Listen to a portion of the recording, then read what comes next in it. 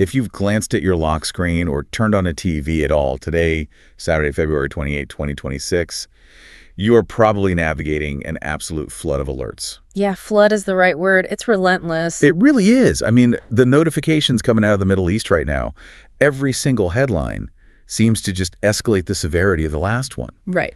To map how we reach this massive regional saturation, we really have to start with the immediate catalyst. Right, the spark that set this off. Exactly.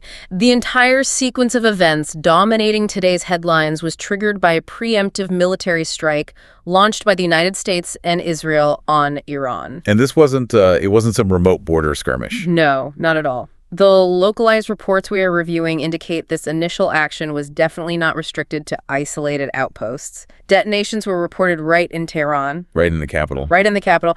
Residents were describing incredibly powerful blasts near the offices of Iran's supreme leader, Ayatollah Ali Khamenei. And when military action strikes that close to the absolute center of Iranian leadership, you are immediately looking at a scenario that guarantees a massive systemic response. You can't just ignore that. No, you can't. That localized strike in Tehran effectively served as the ignition point for the multinational kinetic exchanges we are seeing today. And the swiftness, I mean, the sheer scale of that response really cannot be overstated. It's almost immediate. Yeah. We're looking at the official deployment from Iran, which the IRGC has officially designated as Operation True Promise 4. And the rhetoric they used alongside the launch was highly specific. Right. Framing the operation as a direct retaliation for what their official statement termed American Zionist aggression against Iranian territory. But they obviously didn't just stop at a diplomatic condemnation. No, definitely not. They initiated a staggering barrage of ballistic missiles and drones, and the geographical spread of their targeting. That is what truly defines the severity of this escalation for me. It's unprecedented. The targeting map for Operation True Promise 4 reveals a highly coordinated, multi-front offensive. Yeah. Iran didn't limit its retaliation to a single border or a specific localized adversary. Right. Based on their own operational statements, they launched strike packages aimed at the headquarters of the U.S. Navy's 5th Fleet in Bahrain. They also explicitly designated American bases in Qatar and the United Arab Emirates as targets. Right, so that's Bahrain, Qatar, the UAE. And simultaneously, they directed strikes at military and security infrastructure deep within Israel, which the IRGC communique refers to as the occupied territories. So if you're looking at this from a strategic perspective, we are looking at a deliberate saturation strategy. Exactly. By launching across all those locations at once, the objective is clearly to stretch the integrated air defense systems of the U.S. and its regional allies to their absolute operational limits. Yes. It is a kinetic demonstration. They want to prove that their missile and drone architecture can threaten the entire Persian Gulf simultaneously. And for the listener, that is the core strategic takeaway here. It is. A simultaneous multi-nation strike requires incredibly complex timing. You're dealing with different flight times, different radar horizons, and different interception layers across several sovereign airspaces. Iran is attempting to overwhelm those defensive layers through sheer volume and geographic dispersion. It's about sending a message. Got a very clear message about the reach and maturity of their strike capabilities. But that immense geographic spread, it translates into visceral, harrowing realities on the ground.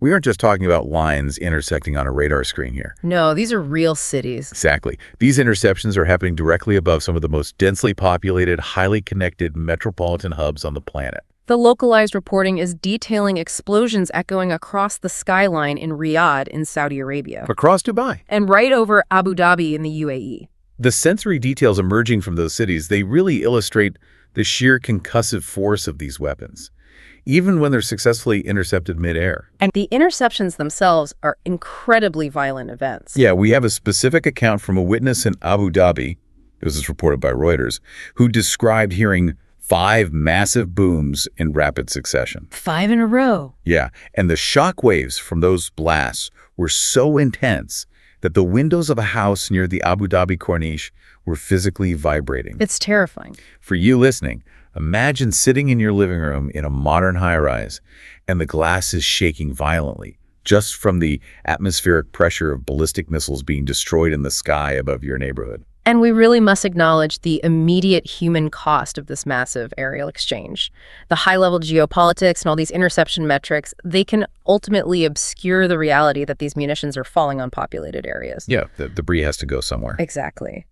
The reports confirm the first known fatality of the Iranian counterattack.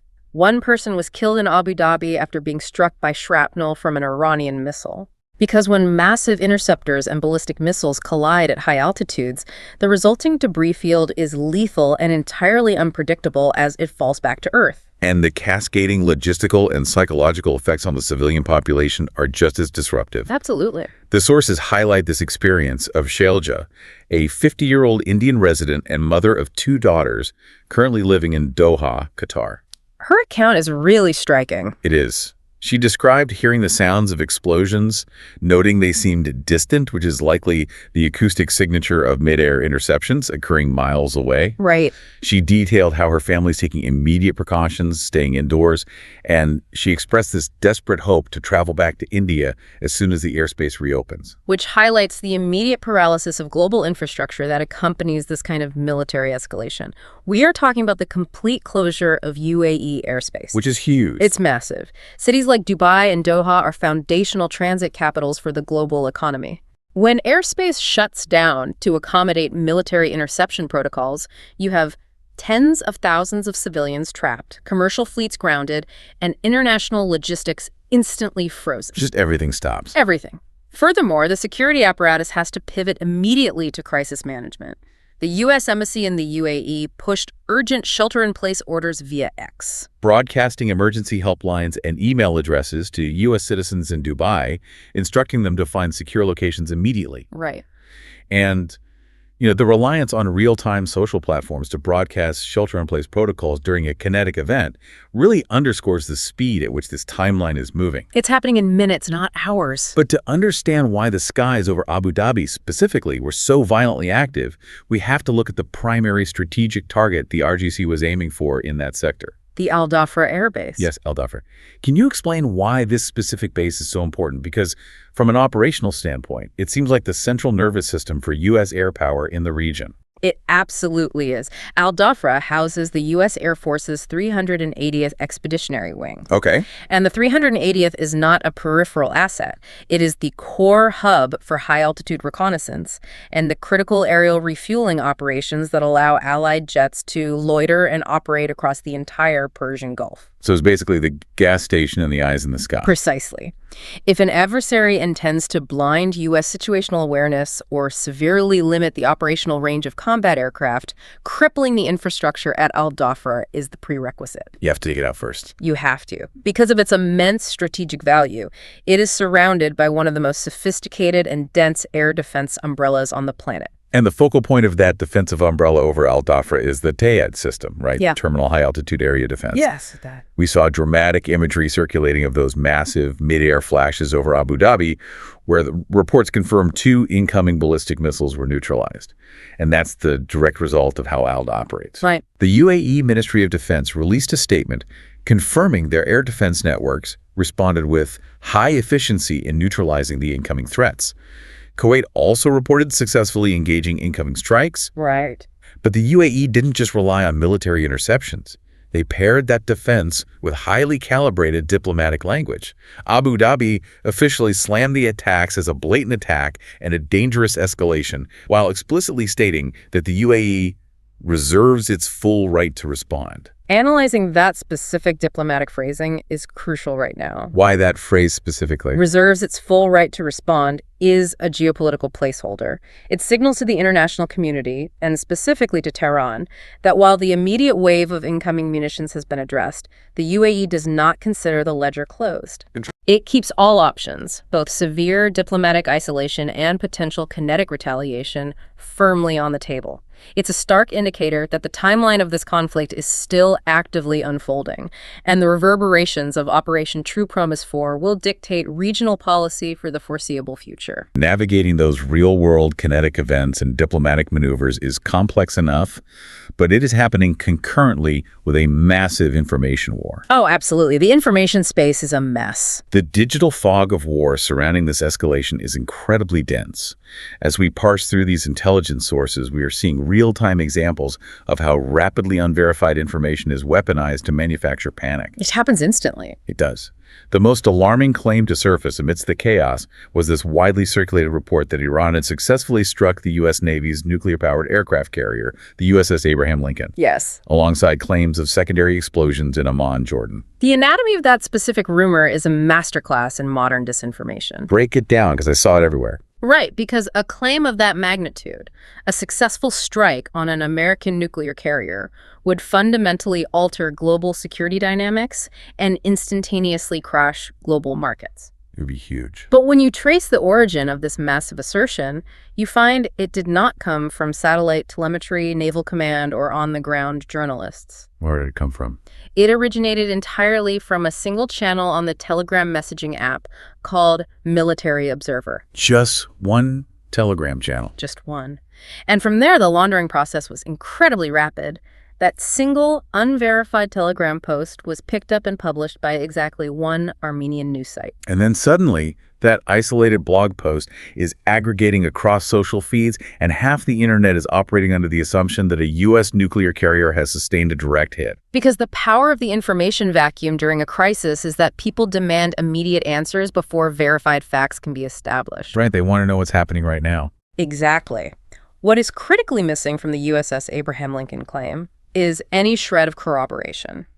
As of today, February 28th, there is zero confirmation from any mainstream Western news organization. Nothing. There are absolutely no statements from U.S. military command, no visual evidence, no satellite imagery, and no official acknowledgement from the Jordanian government regarding explosions in Amman. The strategy behind targeting the Abraham Lincoln with disinformation like this, it's deliberate, right? Very deliberate. By injecting the rumor of a crippled carrier into the global feed, the originators of the claim attempt to start immediate market panic.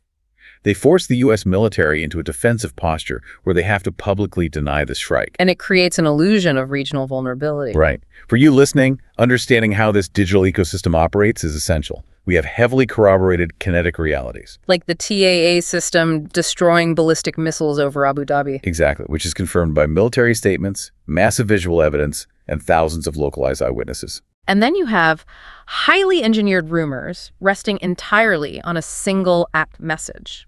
In an environment where the stakes are this high, disinformation is deployed just as strategically as a drone swarm. That's a great way to put it. Differentiating between verified geopolitical events and weaponized internet rumors is the only way to genuinely comprehend the landscape of a conflict without succumbing to manufactured hysteria. You have to wait for the sourcing. And you have to demand the corroboration. We have dissected a massive amount of intelligence in this deep dive today. We traced the escalation from the localized, preemptive U.S. and Israel strike near the highest echelons of Iranian leadership in Tehran, straight through to the sheer scale of the IRGC's multi-nation retaliation. Operation True Promise 4. A truly massive response. We examined the terrifying realities for civilians on the ground in cities like Abu Dhabi, the tragic loss of life from orbital shrapnel, and the immediate paralysis of global transit hubs affecting expats like Sheljet in Qatar. And as we close out this deep dive, we want to leave you with a final thought to analyze, building directly on the massive airspace closures and the UAE's promise that it reserves the right to respond. It's an important question to consider. Consider the geography we have been mapping today. In a hyper-connected world where vital commercial flight paths and the biggest global business hubs physically overlap with active military interception zones. What happens to the global economy when the skies over the world's busiest transit capitals transition from thoroughfares of international trade into active, indefinite missile defense shields? Thank you for joining us to unpack these complex sources today. In a news cycle moving at this velocity, we appreciate you taking the time to critically examine the intelligence with us. Keep questioning what you read, always look for corroborated evidence, and stay curious. We will catch you on the next deep dive. Thanks for tuning in.